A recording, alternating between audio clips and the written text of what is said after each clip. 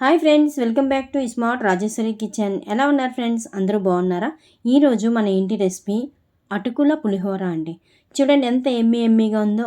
ఈజీగా 2 నిమిషాల్లో అయిపోద్దండి. ఎప్పుడు ఒకరేలాగా బ్రేక్ఫాస్ట్ కాకుండా ఈసారి ఇలా చేసుకోండి. ఎలా చేశానో ఏంటండి పూర్తిగా వీడియో చూసి నచ్చితే లైక్ చేసి షేర్ చేసి సబ్స్క్రైబ్ చేయండి. ఇంకా వీడియోలోకి వెళ్ళిపోదాం రండి.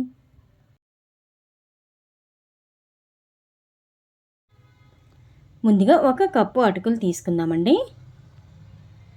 చూసారు కదా, కొద్దిగా దలసరిగా ఉన్నవి తీసుకోండి, లేదంటే పలచటివి అయితే మెత్తబడిపోతాయి. ఇలాంటివి అయితే బాగుంటాయి. ఇవి షాప్లో కొన్నివేనండి. చూసారు కదా, ఒక్కసారి కడుక్కొని బాగా క్లీన్ చేసుకొని పక్కన పెట్టుకోండి. మనం ఆ కడిగేలోగా మనకు చక్కగా అటుకులు నానిపోతాయి.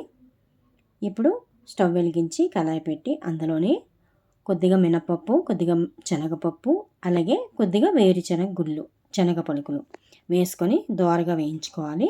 తర్వాత ఆవాలు, జీలకర్ర, ఎండుమిర్చి వేసుకోవాలి. చాలా బాగుంటుందండి. అలాగే చిన్న అల్లం ముక్క వేసుకోవాలి, చితక్కుట్టి వేసుకోవాలి. చాలా టేస్టీగా ఉంటుంది. పిల్లలు కూడా చాలా ఎమ్మీగా తింటారండి. అలాగే జీడి పలుకులు ఉంటే జీడి పలుకులు కూడా వేసుకోండి. ఉంటే వేసుకోండి, లేకపోయినా పర్వాలేదు. తర్వాత కొద్దిగా కరివేపాకు. పిల్లలు అయితే చాలా ఇష్టంగా తింటారు. లొట్టలు వేసుకొని తింటారండి. పిల్లలు ఇంటి దగ్గర ఉంటారు కాబట్టి ఒకే బ్రేక్ఫాస్ట్ అంటే వాళ్ళకి నచ్చదు. అందుకే రోజుకో రకంగా నేను చేస్తున్నాను. చూసారు కదా, 1 పావు టీ స్పూన్ పసుపు. అది కొద్దిగా వేగిన తర్వాత పచ్చిమిర్చి అండి. మీరు కారంగా కావాలనుకుంటే వేసుకోండి, లేకపోతే 1 2 వేసుకోండి. ఇది నిమ్మప్పు అండి, లెమన్ సాల్ట్ అంటారు కదా, నిమ్మప్పు.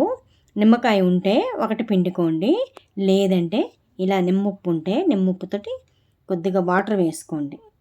చూసారు కదా, నేను వీడియోలో చూపించినట్టు అందులోని 1 చిటికెడు, అంటే మనం నిమ్మరసం పెడితే ఎంత రసం వస్తుందో అంత వాటర్ వేసుకొని కరిగించుకొని ఈ పోపు బాగా వేగిన తర్వాత అది వేసేసుకొని అప్పుడు అటుకులు బాగా నానుంటాయి కాబట్టి అవి కూడా వేసేసుకోండి. అంతే ఫ్రెండ్స్. చూడండి, ఒక్కసారి అటు ఇటు కలిపేస్తే ఇంకా మనకి అటుకుల పులిహోర రెడీ అయిపోతుంది. ఎంత బాగుందో చూడండి. నిమ్మకాయ ఉంటే నిమ్మకాయ వేసుకోండి ఫ్రెండ్స్. నా దగ్గర నిమ్మకాయలు లేవనేసి నేను లెమన్ సాల్ట్తో చేశాను అనమాట. సూపర్గా వచ్చిందండి. మాకైతే స్పూన్ అలా లొట్టలు వేసుకొని తింటూనే ఉన్నారు. నాకైతే చివరికి లేదండి. టేస్ట్ చేద్దామన్నా కూడా లాస్ట్లో 1 స్పూన్ ఉంటే తిన్నాను నేను. మా పిల్లలు అయితే ఒక్కసారి ఊదేశారండి. ఒక స్పూన్ పెట్టుకొని తినేసారు. చూడండి ఎంత బాగుందో. అంతే ఫ్రెండ్స్, ఇంత 2 నిమిషాల్లో అయిపోయింది బ్రేక్ఫాస్ట్. అలాగే మీరు కూడా ఫుల్గా వీడియో చూసి మీరు చేసుకోండి ఫ్రెండ్స్.